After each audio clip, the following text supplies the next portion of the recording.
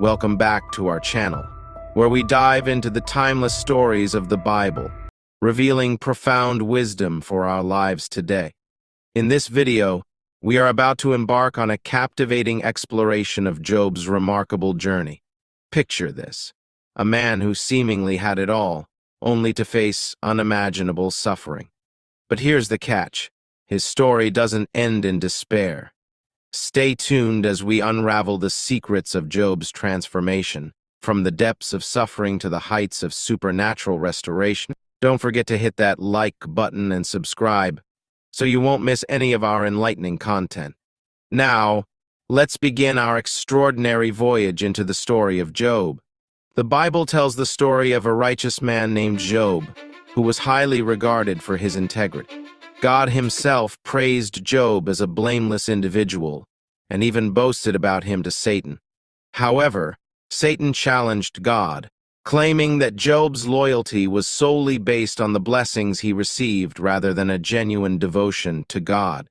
This led to a series of significant events that we will discuss in this video. Job endured various trials and hardships, which were not pleasant experiences.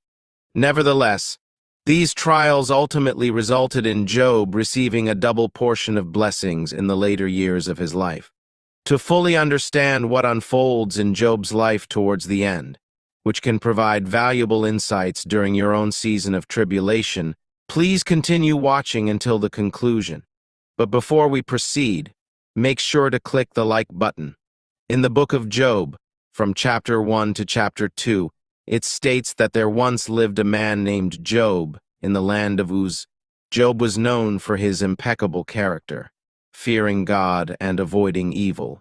He had 7 sons and 3 daughters, as well as significant possessions, including 7,000 sheep, 3,000 camels, 500 pairs of oxen, 500 donkeys, and a large number of servants. Job was considered the most prominent figure in the East. On their birthdays, Job's sons would host feasts in their homes and invite their sisters to join them in the celebrations. After each feast, Job would rise early in the morning and offer a burnt offering for each of his children, concerned that they might have sinned and cursed God in their hearts. This was a customary practice for Job. One day, the angels appeared before the Lord, and Satan was among them. The Lord asked Satan where he had come from, and Satan replied that he had been roaming the earth, going back and forth on it. The Lord then mentioned Job to Satan, describing him as a blameless and upright servant who fears God and shuns evil. Satan questioned Job's loyalty, suggesting that Job only honored God because of the blessings and protection he received. Satan argued that if everything Job had was taken away, Job would surely curse God. The Lord allowed Satan to have power over everything Job possessed, but he forbade Satan from harming Job himself. Satan left the presence of the Lord. On a day when Job's sons and daughters were feasting and drinking at their oldest brother's house, messengers arrived one after another to deliver devastating news. The first messenger reported that the Sabeans had raided and stolen Job's oxen and donkeys, killing the servants in the process, with only the messenger escaping to deliver the news. While this messenger was still speaking, another arrived and informed Job that a heavenly fire had fallen and burned up his sheep and servants, leaving only the messenger as the sole survivor. As this messenger was speaking, a third messenger arrived, revealing that the Chaldeans had taken Job's camels and killed more servants, with the messenger being the lone survivor. While this messenger was still speaking, a fourth messenger arrived with the tragic news that a mighty wind had demolished the house where Job's sons and daughters were feasting, resulting in their deaths. The messenger was the only one who escaped to bring the heartbreaking news to Job. Upon hearing the devastating news, Job rose from his place and tore his robe, signifying grief. He also shaved his head as a symbol of mourning. Falling to the ground, Job worshipped and said, "I came into this world with nothing, and I will leave with nothing. The Lord gives, and the Lord takes away.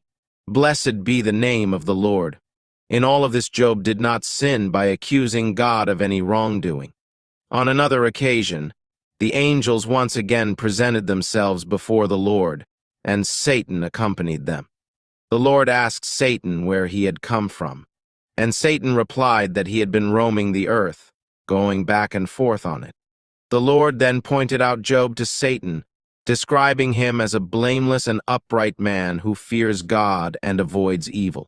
Satan argued that Job's integrity was only due to self-preservation, claiming that if Job were to face physical suffering, he would surely curse God. The Lord agreed to let Satan afflict Job's physical body, but commanded him not to take his life. Satan left the presence of the Lord and proceeded to afflict Job with painful sores covering his entire body, from the soles of his feet to the top of his head.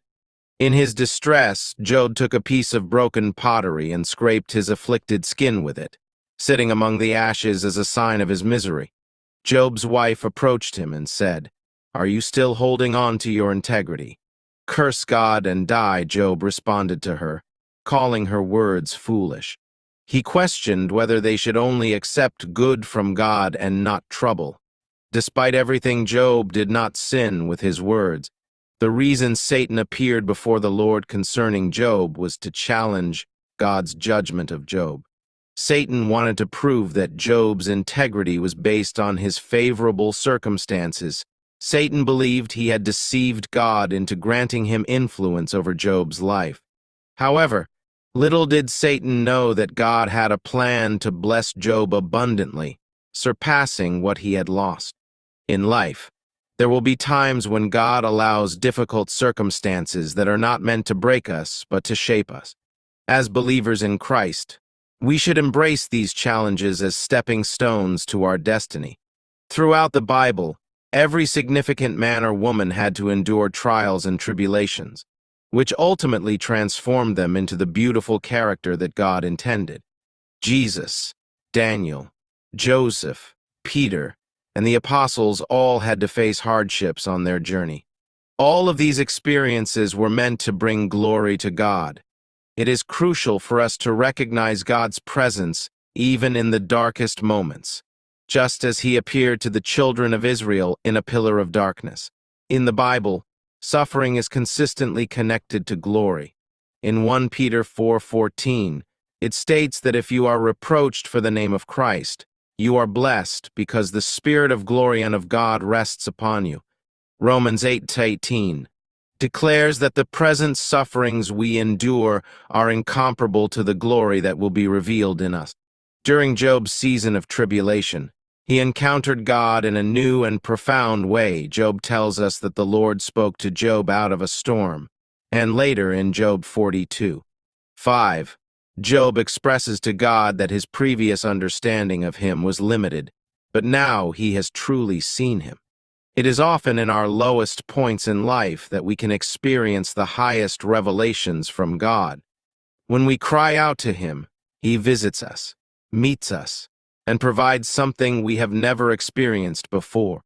Job 2:10-17 reveals that after Job prayed for his friends, the Lord restored his fortunes and blessed him with double of what he had before. All his family members and acquaintances who knew him in his previous state came to celebrate and dine with him in his house. They provided comfort and solace to Job in the midst of all the troubles the Lord had allowed him to endure. Each person gave him a piece of silver and a gold ring as a gesture of support.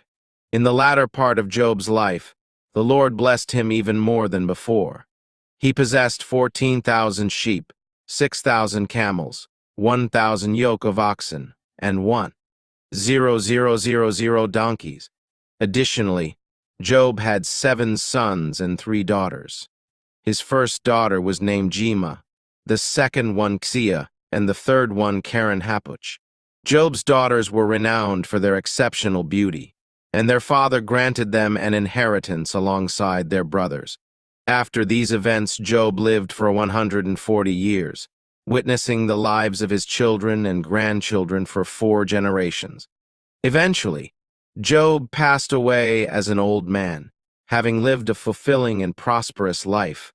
God rewarded Job abundantly, granting him double for all the hardships he had endured. Remember that whatever situation you may be going through, If you call upon God and seek His face, He can bring beauty and restoration to your circumstances. It is important to bear in mind that all things work together for good for those who love God. If this video has uplifted you, please show your appreciation by liking and sharing it. Feel free to share in the comments how this video has benefited you. Thank you.